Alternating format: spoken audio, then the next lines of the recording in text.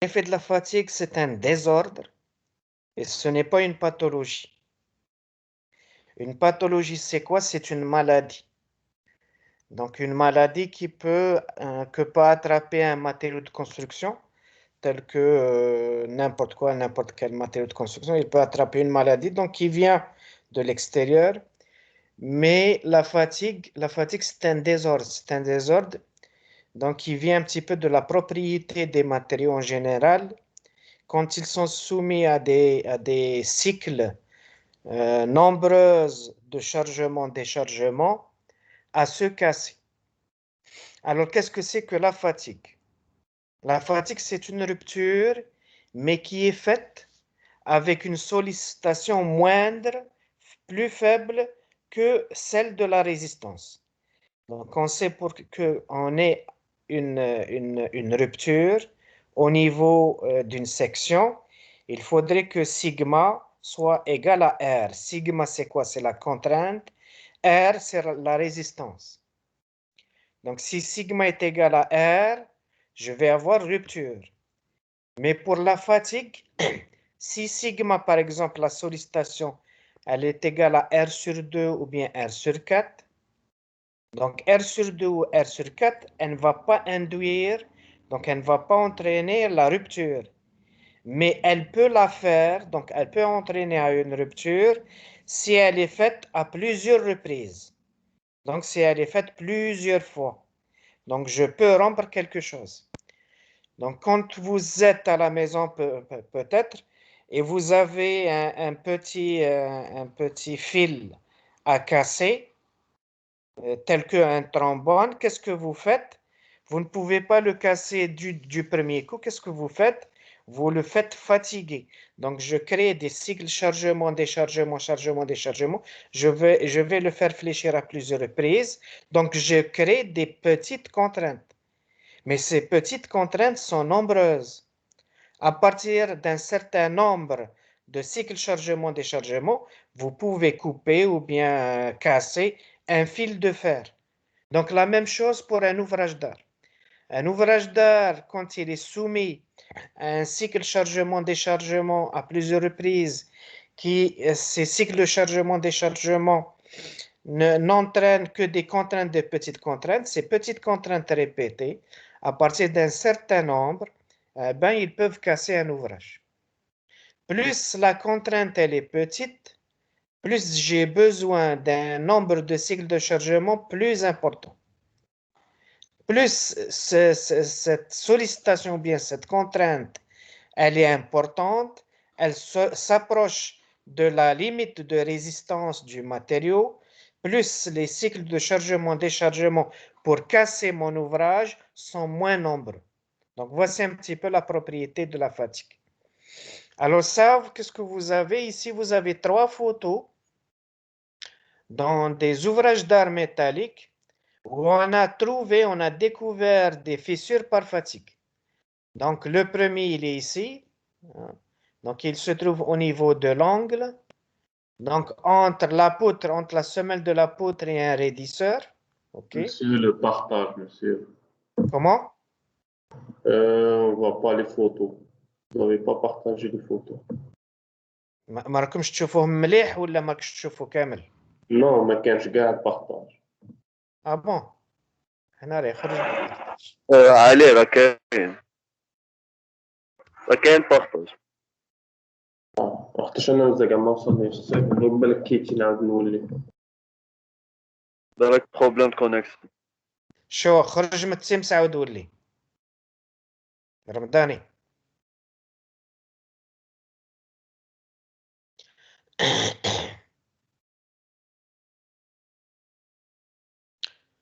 Donc pour les autres, vous le voyez tous? Oui, on le voit. Est-ce que vous Oui, voyez monsieur. les fissures? Est-ce que les fissures sont apparentes? Oui. Ok. Donc je continue. Les différentes fissures, donc ce sont des fissures qui sont créées par fatigue, donc par rapport à des cycles chargement-déchargement assez nombreux. Alors en général, pour les poutres en PRS, poutres reconstituées soudées, Donc, généralement, ça se crée au niveau de certaines zones où il y a concentration de contraintes, où il y a des contraintes qui sont assez importantes. Donc, au niveau de la soudure, près de la soudure, et quand il y a une discontinuité, sur une section. Donc, ici, dans la troisième photo, qu'est-ce que vous voyez? Eh bien, ici, on a une poutre PRS. Donc, ça, c'est l'âme. Ça, c'est la semelle. Sauf que la semelle, à partir d'une certaine section, qu'est-ce qu'on a fait? On l'a renforcée. Donc, on a augmenté l'épaisseur de la semelle en ajoutant une tôle. Donc, une tôle soudée. Au niveau de la discontinuité entre la première section et la deuxième section, généralement, on a eu des concentrations de contraintes de cisaillement au niveau de l'âme. Et c'est ici qu'il y a eu apparition d'une fissure par fatigue. Donc, si je ne la répare pas, cette fissure, donc après un certain temps, qu'est-ce qui se passe? Eh bien, la poutre peut se couper totalement. OK? Et induire et entraîner à une rupture d'un ouvrage lorsque il va y avoir un chargement assez important. Donc, ça, c'est l'exemple donc, d'un ouvrage, d'un pont à treillis, donc un pont métallique à treillis qui s'est rompu suite à une fatigue, donc à une fatigue de l'ouvrage. Hein. Donc, il a suffi le passage d'un camion simple que tout l'ouvrage a cédé et c'est la perte d'un ouvrage d'art. Donc, voici, ça c'est une photo qui représente, ou bien une figure qui représente la courbe des différentes étapes de la formation de la fissure. Donc ici, en abscisse, on a un nombre de cycles, le nombre de cycles de chargement-déchargement. Donc ça, ce sont des contraintes qui se sont créées, donc des contraintes qui varient dans le temps. Donc c'est un cycle chargement-déchargement, OK?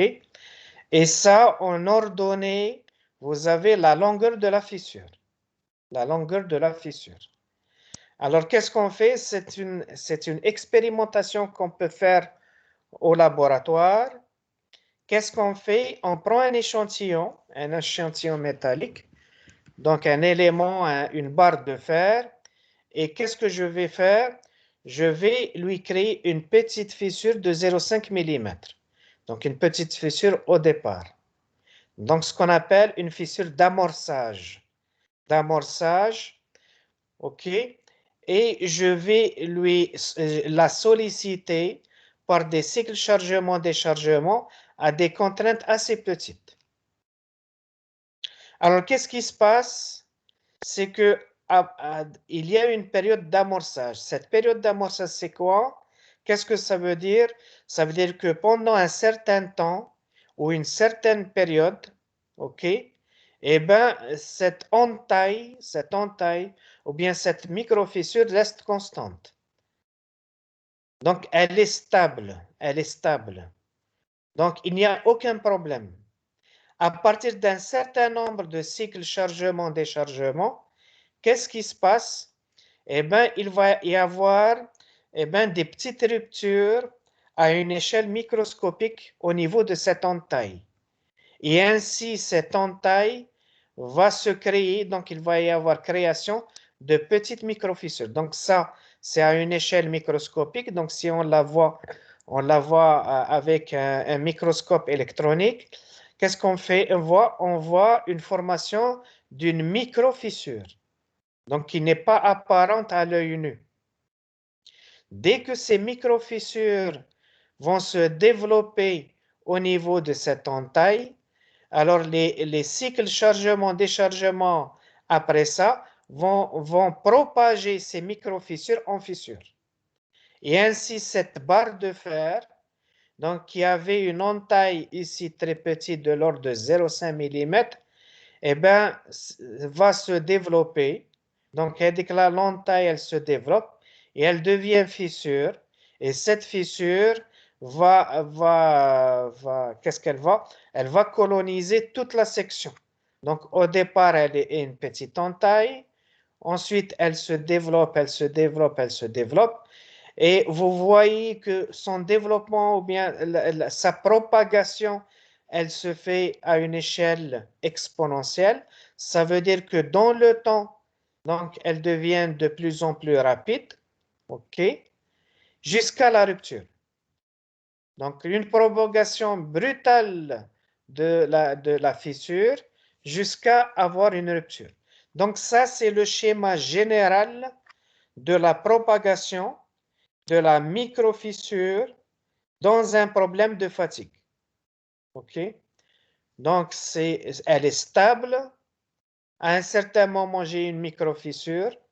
Dès que la microfissure se crée, eh ben, je vais avoir une fissure. Donc, et cette fissure va se développer donc, de plus en plus rapidement jusqu'à avoir la rupture. Donc, ça, c'est à une échelle microscopique, l'évolution de la fissure par fatigue. Donc, une microfissure, OK, du A vers le B. Donc, j'ai toujours un delta sigma. Ça veut dire quoi? Ça veut dire que je crée des cycles chargement-déchargement. OK? Donc, à partir d'un certain temps, cette microfissure va se propager, va s'agrandir jusqu'à devenir une fissure assez importante pour créer la rupture.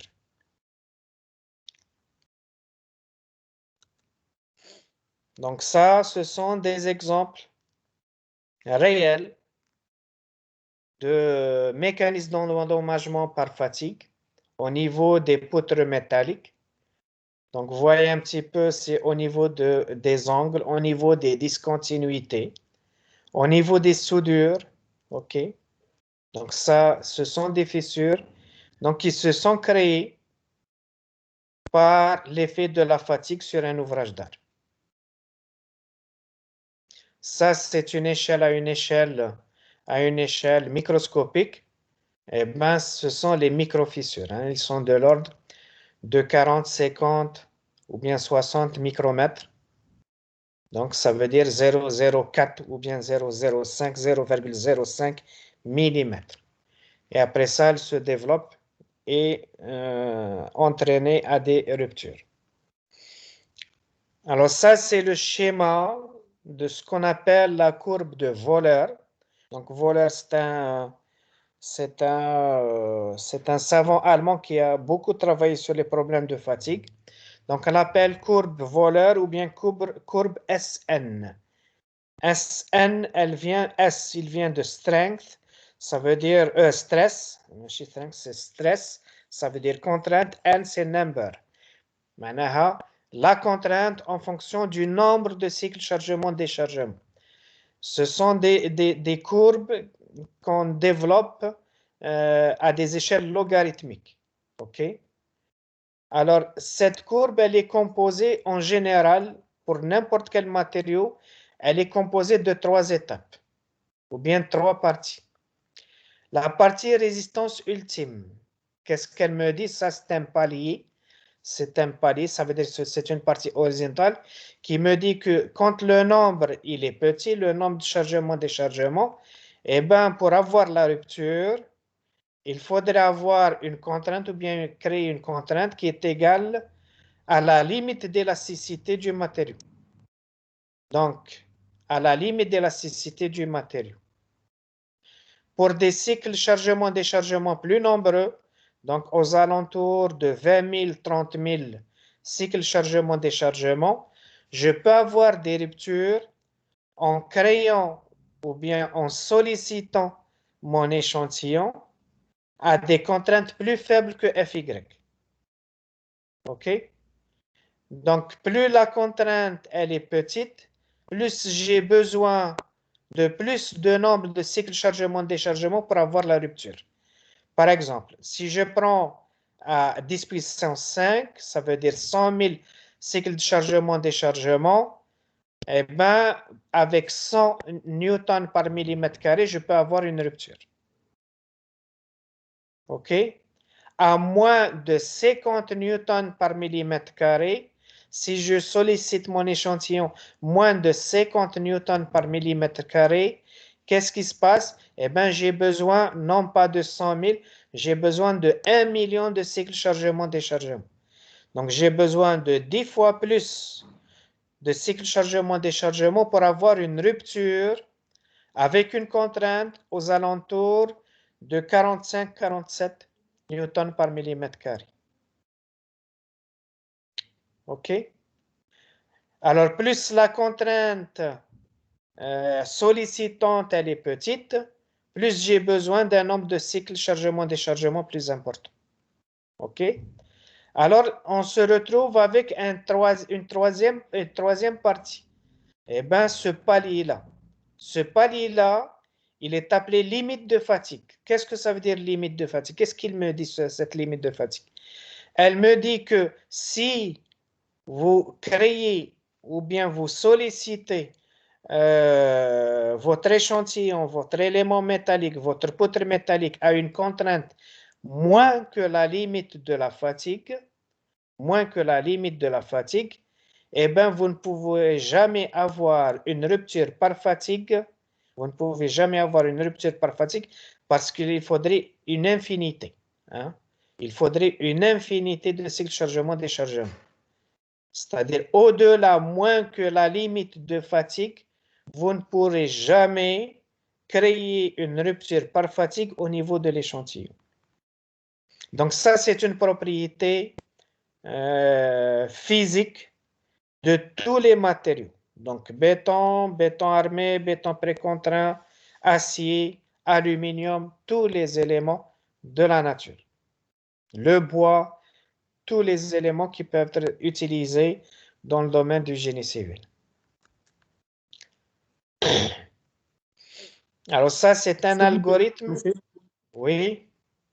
Est-ce que vous pouvez répéter le dernier point sur les limites de fatigue? OK. La limite de fatigue, alors regardez, ça c'est une courbe. Hein? Alors vous avez, on va supposer que vous êtes dans le cas d'un projet. Vous avez un pont métallique ou bien un pont mixte, et vous avez trouvé que dans une zone, vous avez une contrainte. Cette contrainte, elle est inférieure à Fy, donc statiquement, le pont, il est résistant, mais je vais voir les problèmes de fatigue. Donc les problèmes de fatigue, qu'est-ce que je prends? Eh bien, je prends la surcharge d'un camion, par exemple. La surcharge d'un camion, c'est elle qui est le cycle de chargement-déchargement. Parce qu'un camion passe, il sollicite le pont, et il sort. Donc, qu'est-ce que j'ai? Il rentre et il sort. Quand il rentre et il sort, eh bien, j'ai un cycle de chargement-déchargement. Chargement-déchargement. Donc, en une journée, on va supposer qu'il va y avoir le passage d'un millier de camions. En 24 heures, d'un millier de camions. Donc, on essaye de comptabiliser. Combien va avoir, est-ce que mon pont va avoir des problèmes de fatigue?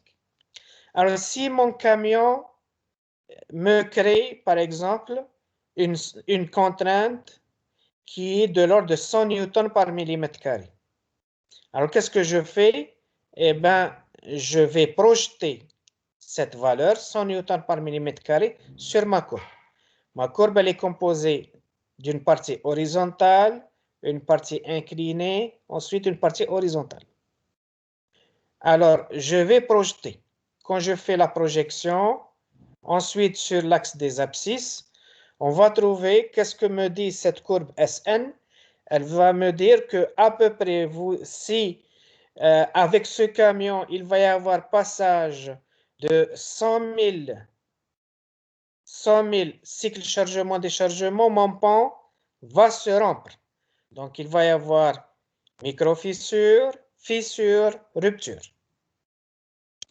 Si j'ai calculé, j'ai dimensionné mon ouvrage, j'essaye de voir la contrainte ramenée par mon camion, elle est de combien? Au lieu de 100, eh ben, j'ai trouvé 50 newtons par millimètre carré.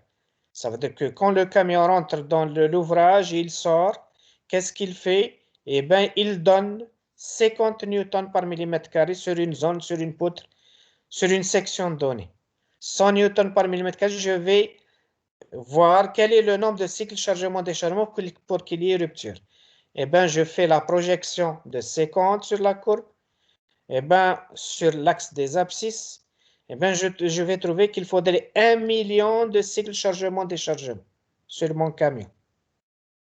OK? Alors, essayez d'imaginer, hein, c'est-à-dire le palier, la troisième partie, c'est la limite de fatigue. On va supposer que la limite de fatigue pour notre cas, elle est de l'ordre de 25 newtons par millimètre carré. Si mon camion, sur mon ouvrage, il va créer une contrainte moins que 25, alors moins 25, on va dire 24, on va dire 22 newtons par millimètre carré, en faisant la projection de ce 22 newtons par millimètre carré sur ma courbe, eh bien, il ne peut pas être projeté. Pourquoi? Parce qu'il est inférieur à la limite de fatigue. La limite de fatigue qui est de l'ordre de 25 newtons par millimètre carré. Ça veut dire quoi? Ça veut dire moins que 25 newtons par millimètre carré, ils ne peuvent jamais créer des ruptures par fatigue, des fissures par fatigue. Donc ça, c'est la limite de la fatigue. La limite de fatigue. Ça veut dire quoi? Ça veut dire que si j'ai un camion, j'ai un ouvrage métallique, et quand le camion passe, j'ai vérifié, eh bien, j'ai trouvé que les contraintes maximales ramenées seulement par le camion, elles sont de l'ordre de 22 newtons par millimètre carré, eh bien, je n'ai pas de problème de fatigue. Même si mon ouvrage peut vivre un millier d'années.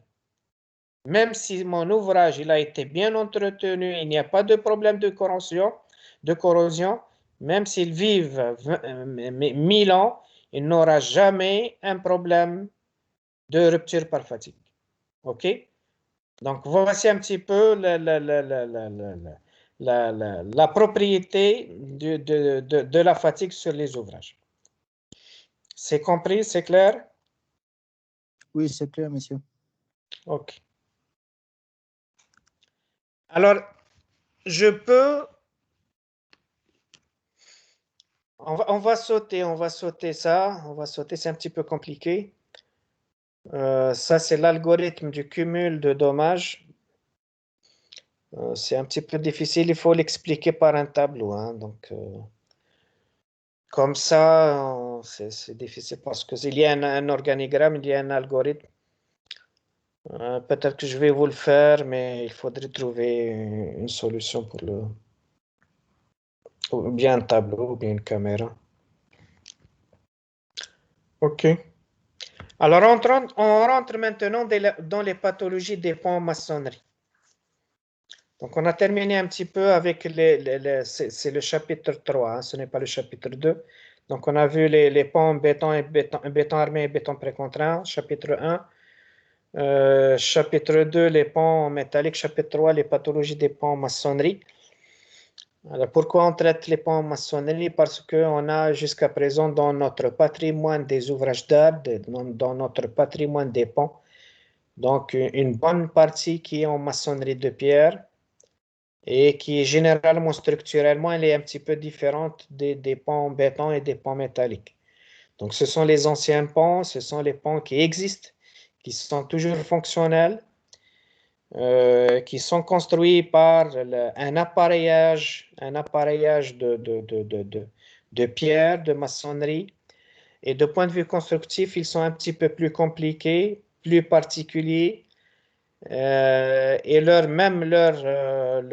réparation, elle est un petit peu particulière. Hein. On ne va pas dire compliquée, on ne va pas dire complexe, mais elle est un petit peu particulière. Alors, pour comprendre les pathologies des ponts en maçonnerie, il faut comprendre le pont en maçonnerie. Qu'est-ce que c'est qu'un pont en maçonnerie? Qu'est-ce que c'est qu'un ouvrage en maçonnerie? Alors, un pont en maçonnerie, eh ben, c'est un pont qui est composé, donc qui est construit par des pierres. Donc, ces pierres, elles peuvent être soit des pierres de taille, donc des pierres taillées, donc des pierres qui ont été fabriquées, on va dire fabriquées d'une manière assez technique. Donc, ce sont les pierres de taille. Ou bien des pierres brutes qu'on appelle parfois moellons. Il y a un système constructif. Alors, quand on met une pierre au-dessus d'une autre et on fait la construction, la construction d'un mur en pierre, la construction d'un pont en pierre, on appelle ça appareillage. Donc l'appareillage, c'est quoi? Donc c'est un terme technique qui veut dire le système constructif d'un mur en pierre. OK? Alors, le mur de soutènement en pierre, alors généralement, c'est le pont en maçonnerie. Alors, en général, c'est un pont. C'est un pont qui traverse un vide. Et pour traverser un vide, donc généralement, qu'est-ce que j'ai? J'ai en dessus ce qu'on appelle l'extrados, en dessus l'intrados. L'intrados parce que j'ai traversé un vide. Ce vide-là, ou bien c'est un vide sec, ou bien c'est un vide humide parce que c'est un oued, c'est un fleuve, c'est une rivière. OK? Alors, pour qu'il y ait cette traversée, alors, dans le passé, les gens ne pouvaient pas construire des dalles parce que la dalle, elle fléchit. Et si une dalle fléchit, on a besoin de la renforcer. Donc, de la renforcer soit en bois, soit en métal. Donc, dans le passé, il n'y avait pas du métal. Ou bien le métal était très cher. Donc, le bois ou bien le métal, eh ben, il n'est pas assez efficace pour faire un pont en maçonnerie.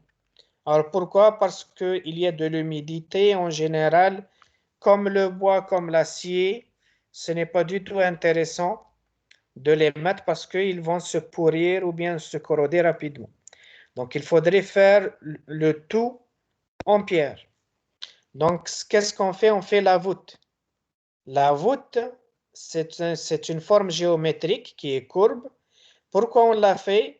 Parce qu'elle n'est pas plate, parce que par la courbure, eh ben, toute la voûte va travailler en compression seule.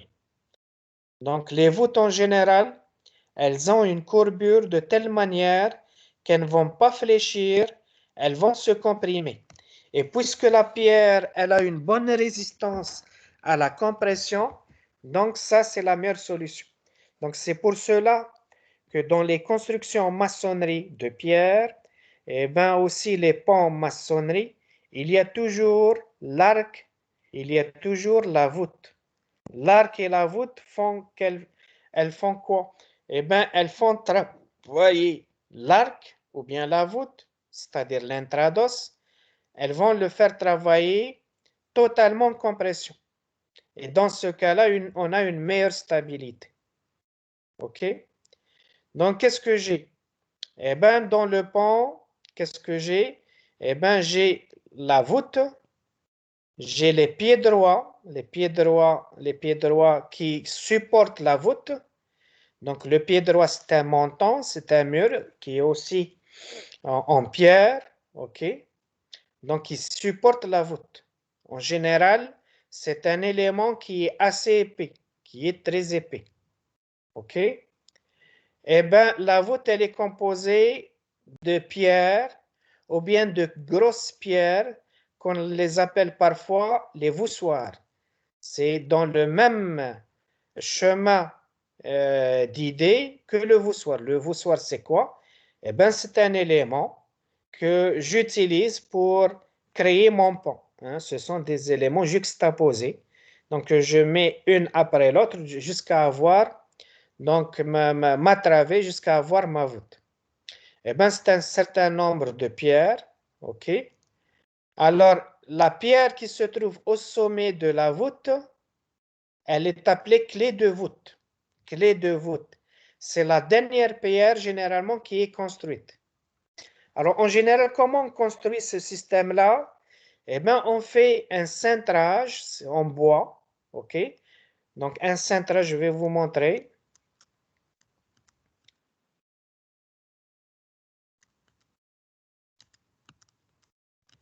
Le centre, voilà le centre.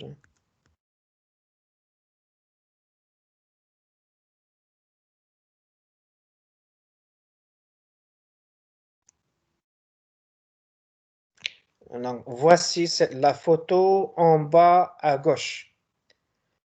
Donc, le centre, c'est quoi? C'est un coffrage. Donc, c'est un coffrage. Hein.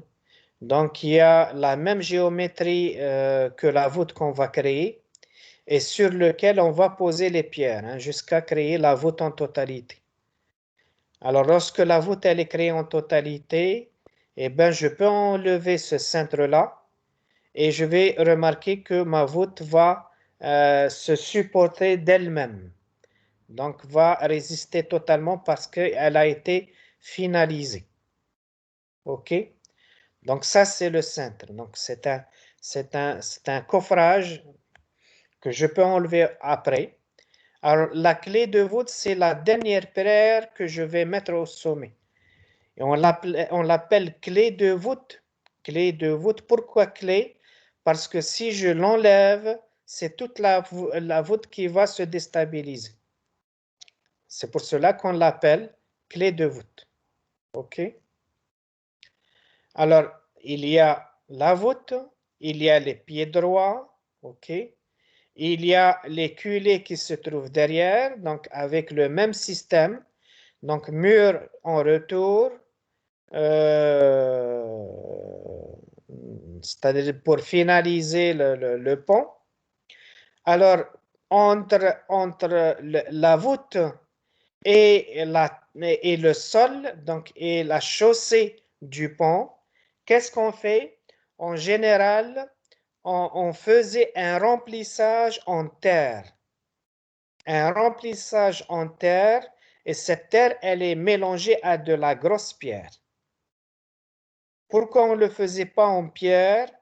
On ne le faisait pas en pierre parce que ça demandait beaucoup de la pierre. Et de la pierre, c'était un matériau de construction.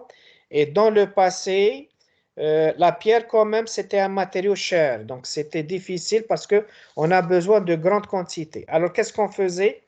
Eh bien, on ramenait de la terre et on stabilisait cette terre. Ça veut dire quoi stabiliser? On l'a compactée. Donc, on peut compacter la terre jusqu'à avoir ma chaussée à un certain niveau.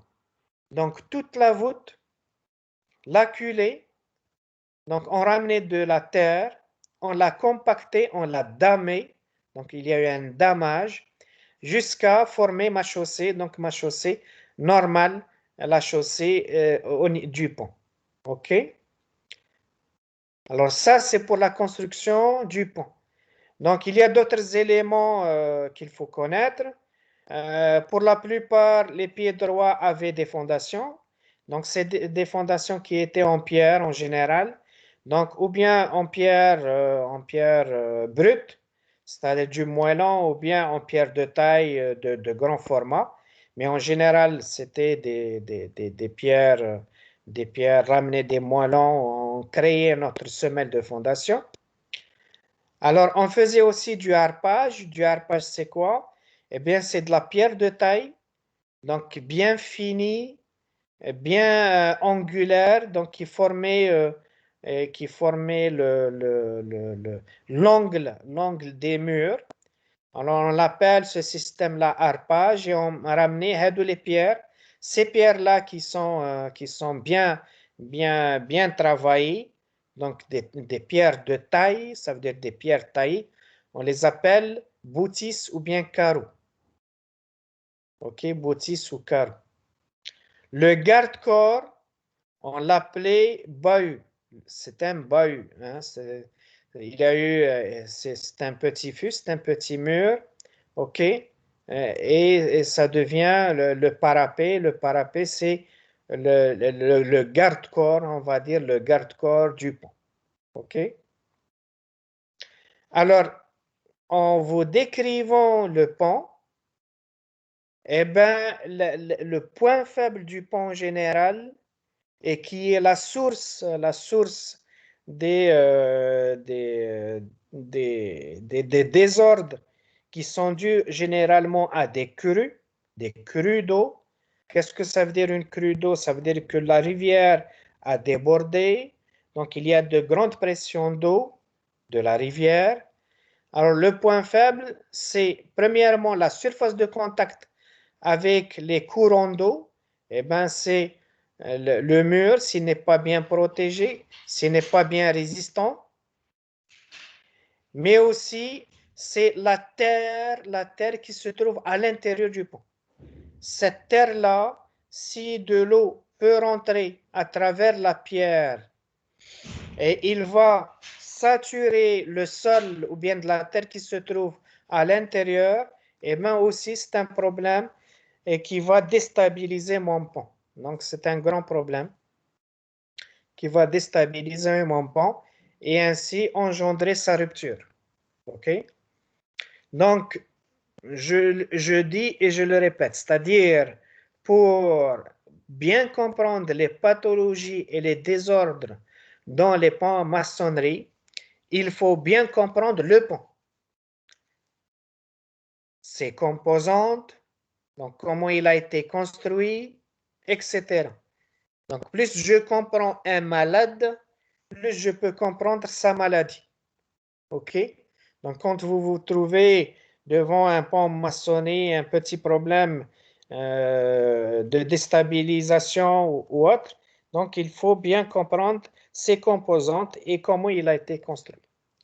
Donc, le pont à voûte en maçonnerie, habituellement appelé pont en maçonnerie ou pont en pierre ou pont voûté, désigne une technique de fabrication des ponts, mais constitue surtout une des grandes familles de ponts qui a été mise en œuvre dans l'Antiquité jusqu'au XXe siècle. Donc, jusqu'au XXe siècle, on a pas mal de ponts, hein. C'est-à-dire même ici à Tlemcen, si je fais des visites, il y a, par exemple, si vous allez, les gens qui connaissent Tlemcen, quand تروحوا لوزيدان كاين un pont en maçonnerie قبل ما ندخلوا لوزيدان. Les ponts maçonnés, on les voit sur les lignes ferroviaires, là, donc l'ancienne ligne ferroviaire, on voit quelques ponts en maçonnerie côté Beni Mster, côté Sabra, côté Maghniya, côté aussi Ouled Mimoun, Sidi El Khdar, etc. Donc il y a aussi de beaux ouvrages, de très beaux ouvrages qui ont été réalisés en maçonnerie de pierre taillée, avec aussi de grandes hauteurs. Donc, même avec des piles, donc un système à voûte avec des piles, donc de très beaux ouvrages qui existent dans le monde. Hein. Ce n'est pas qu'au niveau de la Wilaya Tlemcen ou bien en Algérie, mais de par le monde, on ne construisait que des ponts voûtés, hein, des ponts en maçonnerie de pierre, donc pierre de taille ou bien pierre brute. Donc, vous pouvez les voir. Hein. Donc, dans les deux premières photos en haut, ce sont des ponts, des monuments historiques qui se trouvent à Paris. Donc, ce sont de beaux ouvrages. En bas, à droite, vous avez le pont en maçonnerie de pierre Tsalouret. Donc, c'est le pont qui se trouve sur la route nationale. Donc, ça, c'est une ancienne photo qui a été faite avant la construction du pont Eiffel. Donc, du pont de la ligne ferroviaire. Donc, c'était un ancien pont. Donc, sur la route, on l'appelait la route Tlemcen-Sidi Belabès. Donc, les gens qui connaissent l'Ouret, c'est le pont qui se trouve فوق الواد, donc Oued el-Mfrouch. Oued el-Mfrouch, c'est هذوك les chutes تاع l'Ouret, منين ماجين من المفروش. Et même avant la construction du barrage el-Mfrouch, l'Oued هذا, il est connu Oued el-Mfrouch. Hein, c'est le pont. Ça, c'est le pont Lorette, donc le pont routier et non pas ferroviaire. Cette photo a été prise avant la construction du pont ferroviaire. Le pont ferroviaire a été construit en 1890. Donc, cette carte postale, c'est une carte postale qui a été réalisée avant 1890. Pourquoi il y a de la couleur? La couleur, ce n'est que du montage artificiel, donc qui a été faite par certains spécialistes en photographie. Ok, ça, ce sont des ponts qui sont des monuments historiques ici en Algérie. Donc, parmi vous, qui peut savoir quel est ce pont-là?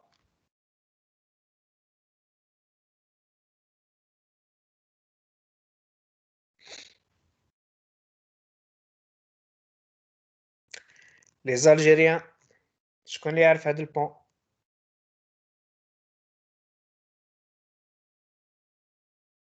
Youssef Tani.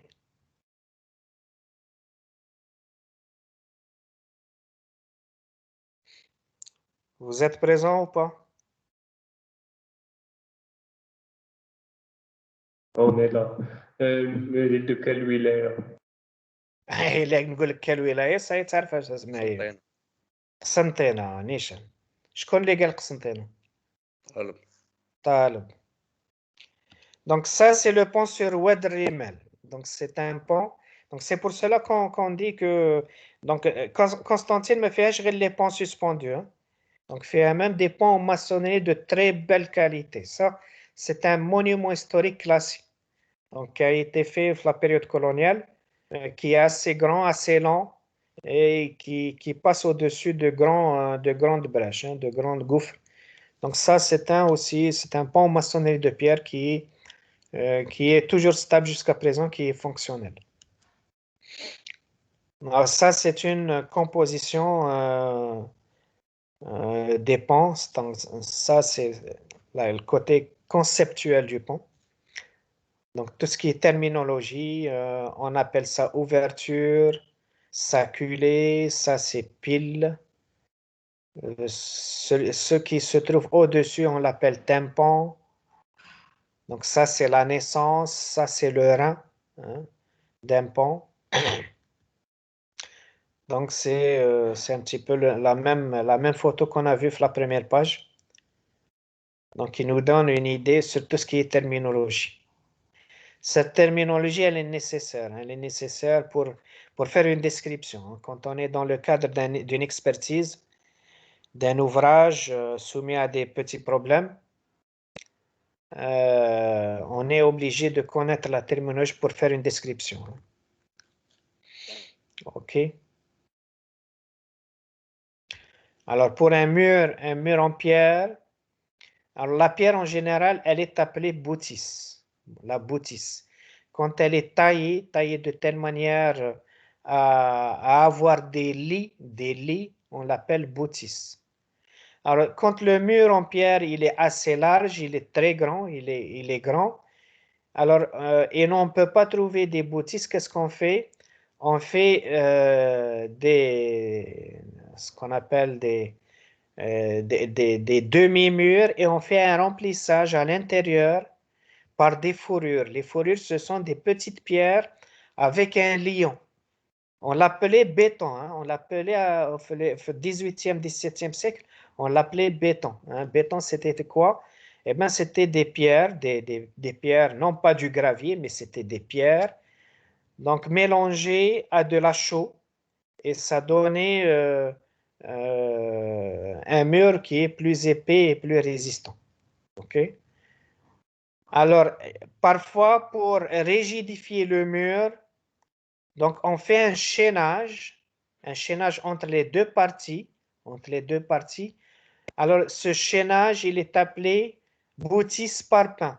C'est quoi? C'est une boutis qui est assez grande, de telle manière qu'elle va renforcer en épaisseur, le mur.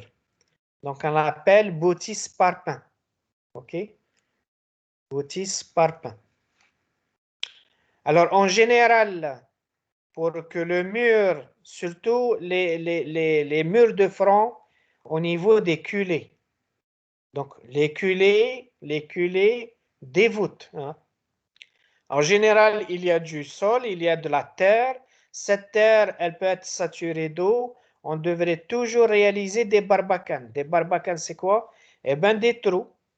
Par le passé, il n'y avait pas des tuyaux. Qu'est-ce qu'on faisait? Eh bien, tout simplement, on faisait un trou. Hein. Ce trou, il est construit par de la pierre. Hein, de telle manière à libérer tout ce qui est eau de la terre saturée. Si je veux construire actuellement, bien sûr, eh ben, je vais mettre un filtre. Hein, si j'ai les moyens, donc j'ai les tuyaux maintenant. Si je veux, pour une raison ou une autre, construire ou bien réparer un pont maçonnerie, de pierre, qu'est-ce que je fais? Eh bien, je réalise un drap, donc un filtre, donc qui va absorber le surplus d'eau qui se trouve dans le sol saturé et le faire dégager. Pourquoi? Parce que sinon, si je le laisse, eh bien, les poussées d'éther ne vont pas se faire avec un sol humide, elles vont se faire avec un sol saturé. Et donc, j'ai les poussées du sol, de la terre, et en plus de la poussée de l'eau. Donc, pour avoir une meilleure stabilité, toujours, il faut créer des barbacanes à l'intérieur des murs pour faire dégager cette eau. Et cette eau qui est toujours la source des problèmes d'instabilité dans les ouvrages. Vous allez travailler dans le futur, Inch'Allah, dans le domaine du génie civil et vous allez remarquer que l'ennemi numéro un des ouvrages d'art, même du bâtiment, ce n'est pas le séisme, ce n'est pas le vent, ce n'est pas les charges exceptionnelles, les surcharges exceptionnelles. Ben, c'est l'eau. C'est l'eau qui donne de la corrosion, c'est l'eau qui va déstabiliser mon ouvrage, c'est l'eau qui va éroder le sol de fondation et déstabiliser une pile, c'est l'eau qui va rentrer à l'intérieur d'un mur en maçonnerie et le déstabiliser. Eh bien, vous allez vous rencontrer que vous avez plus de problèmes avec l'eau qu'avec un séisme ou bien du vent ou autre chose. Donc, c'est pour cela qu'on doit mettre à disposition toutes ces petites astuces d'un petit barbacane, eh ben, d'un gabionnage autour d'une pile. Donc, le gabionnage, c'est quoi? Eh ben, c'est la construction d'un mur en pierre, de telle manière que le sol de fondation ne sera pas érodé au pied de la pile. Donc, tous ces éléments sont très importants parce que l'eau, c'est quelque chose de fluide.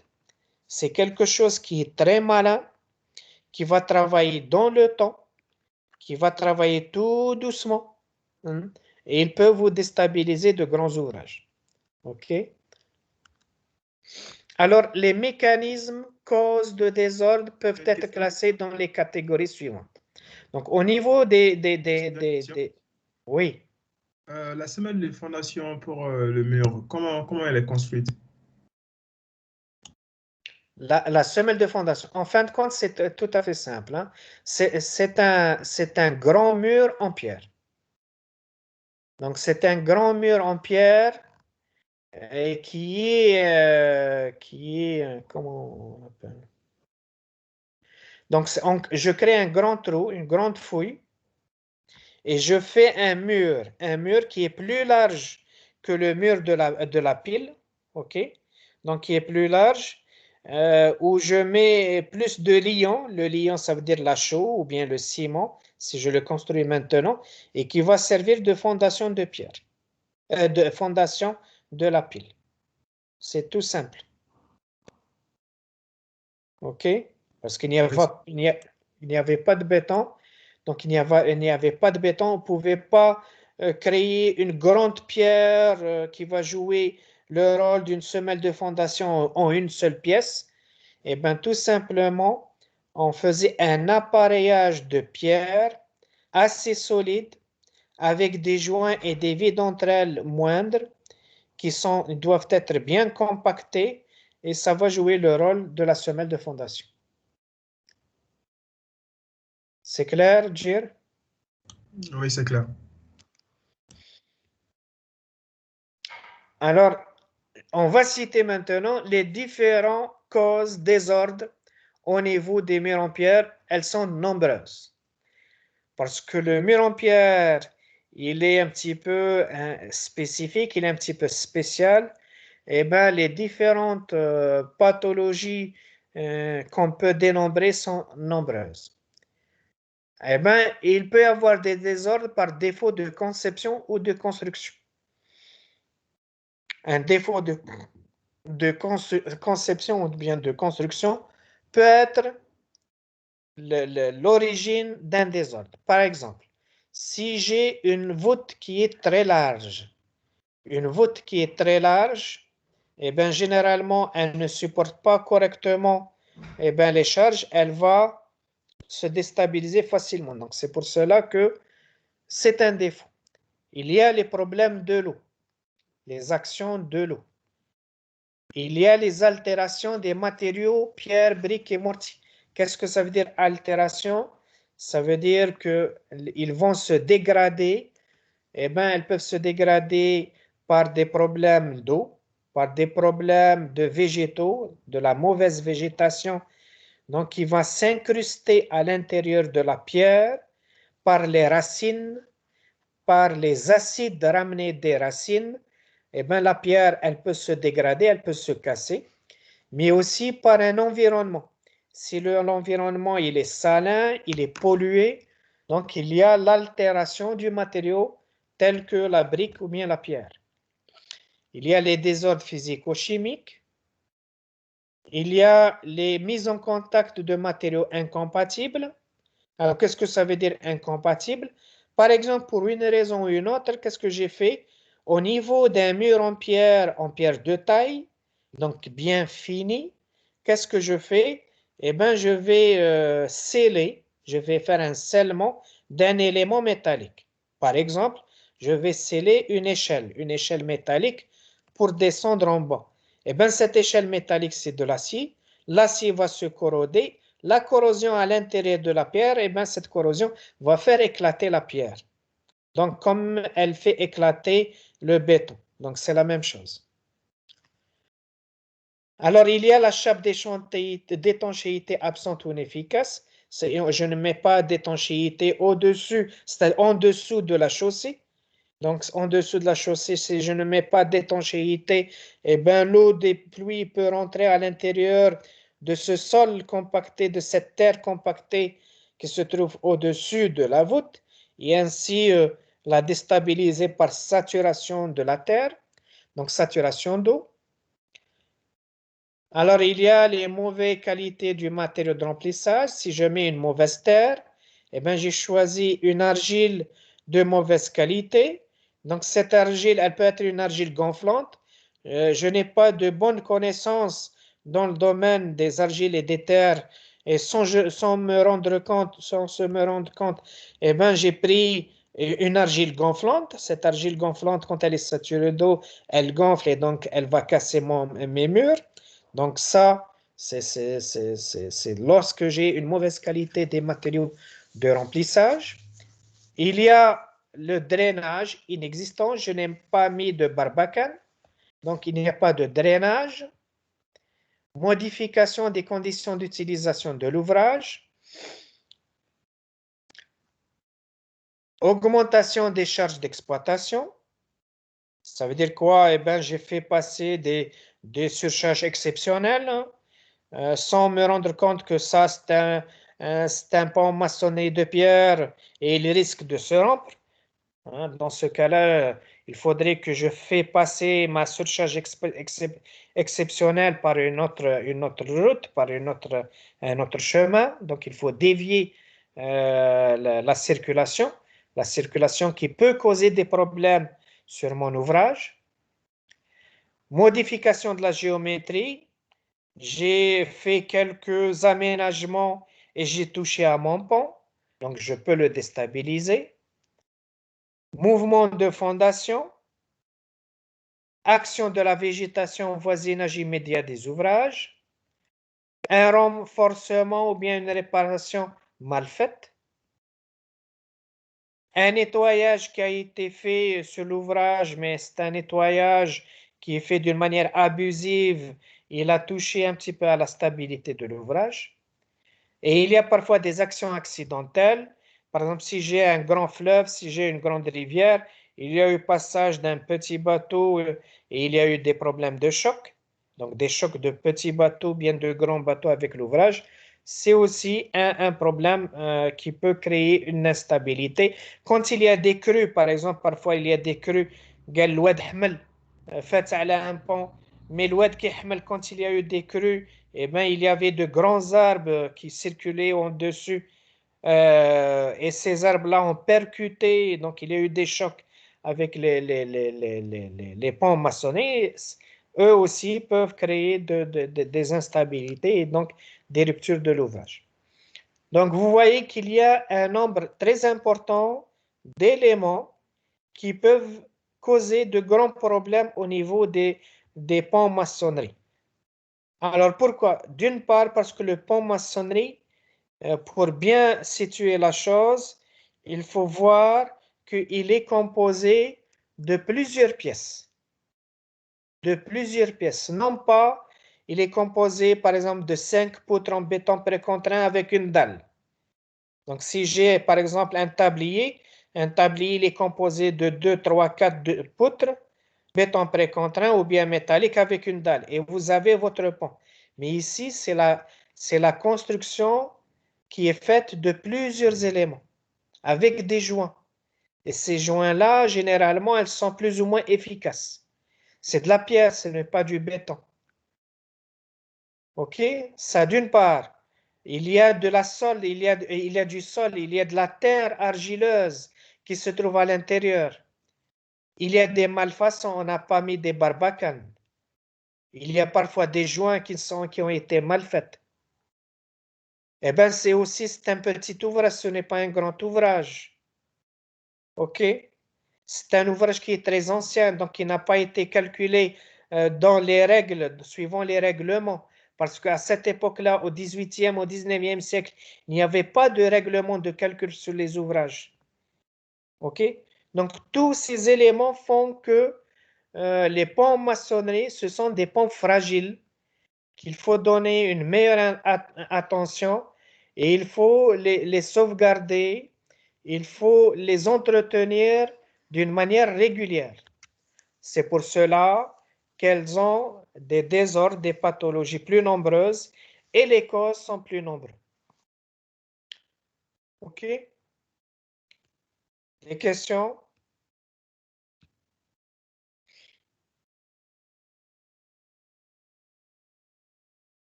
C'était clair, monsieur. OK. Oui, monsieur, j'ai une question. Oui? Oui, bon, je voulais savoir le phénomène de résistance de ce pont en maçonnerie.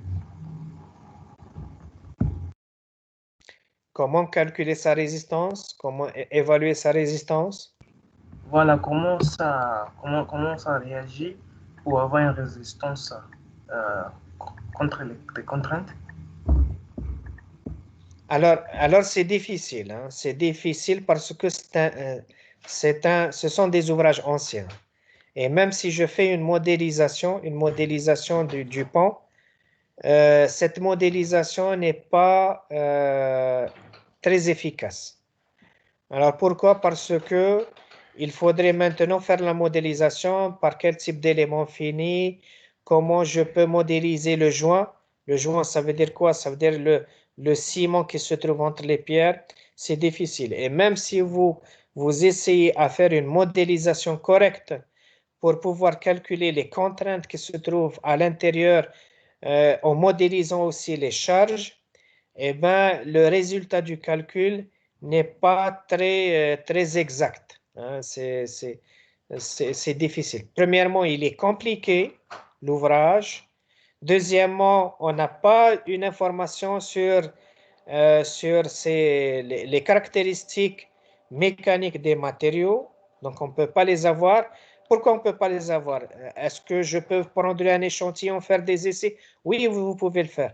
Mais en général, la pierre, elle est tellement hétérogène, vous ne pouvez pas avoir les mêmes caractéristiques des matériaux. Qu'est-ce que ça veut dire caractéristiques des matériaux? Ça veut dire module d'élasticité, coefficient de Poisson, résistance, d'une manière homogène, constante sur toutes les pierres. Donc, même si vous avez les capacités à faire des modélisations complexes, la réussite de faire une modélisation honnête, donc qui est précise sur le comportement réel de l'ouvrage, eh bien, elle est fausse, elle n'est pas précise. OK? Donc, en général, qu'est-ce qu'on fait?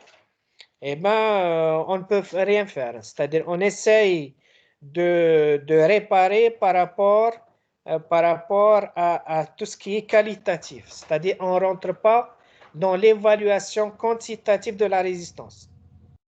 Dire mon ouvrage ne s'est pas rompu, ça veut dire que par rapport à tous les véhicules qui ont passé dessus, ça fait 100 ans, 200 ans, eh bien, il est résistant. OK? C'est-à-dire, vous faites une évaluation qualitative et non pas quantitative. Quantitative, ça veut dire quoi? Ça veut dire que vous avez une résistance de la pierre et une sollicitation. Ça veut dire que vous avez une contrainte sollicitante que vous avez calculée et qui est exacte. OK? C'est clair? Oui, c'est clair. Merci. C'est difficile. Hein? C'est-à-dire, même si je le fais, c'est pas. On n'a pas encore jusqu'à présent les moyens sophistiqués pour faire un calcul digne, un calcul efficace, pour pouvoir estimer les contraintes dans un pont en maçonnerie de pierre. OK? Ok, monsieur. Merci. D'autres questions?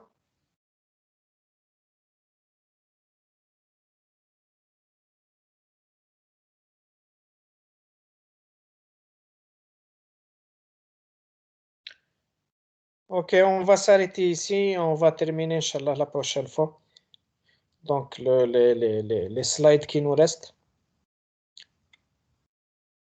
Je vous remercie. Merci, monsieur. Merci, monsieur. Bonne journée. Merci, monsieur. Merci.